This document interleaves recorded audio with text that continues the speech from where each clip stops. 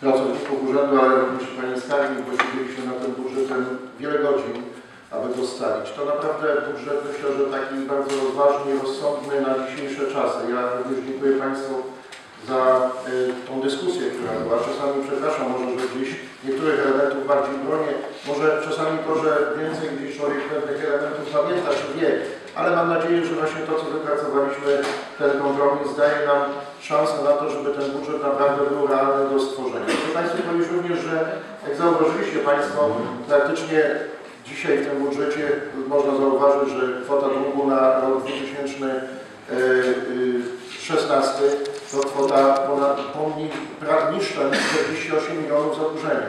Jak Państwo wiedzą, 54 miliony były planowane. Zobaczcie Państwo, udało nam się praktycznie o kilka milionów zejść z naszych zobowiązań finansowych.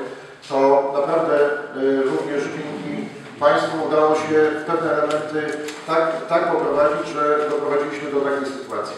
To daje nam możliwości do tego, że teraz w tym rozdaniu nowym środków europejskich chcę Państwu powiedzieć, że dzisiaj jak gdyby takich praktycznie pewnych zapisanych pieniędzy, jeżeli się nie będzie trzęsienia ziemi, to praktycznie jest ponad 30 milionów zewnętrznych środków, które gmina pozyskuje już w tej chwili. I to są praktycznie zapisane.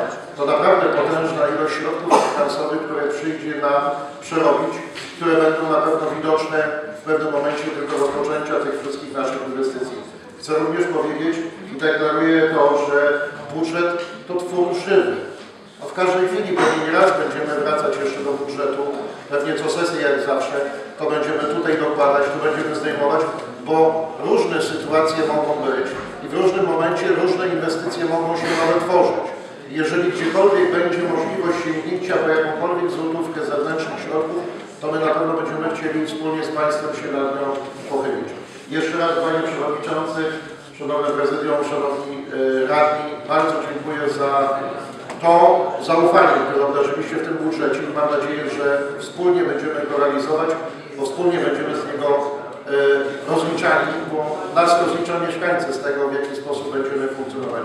I mam nadzieję również, że podpowiedzi Państwa będą służyły ku temu, abyśmy dobrze mogli ten budżet poprowadzić. Jeszcze raz bardzo serdecznie dziękuję i mam nadzieję, że będziemy owocnie dążyć do tego, żeby realizacja tego budżetu była jeszcze wyższa, jak jest zaplanowana. Dziękuję bardzo.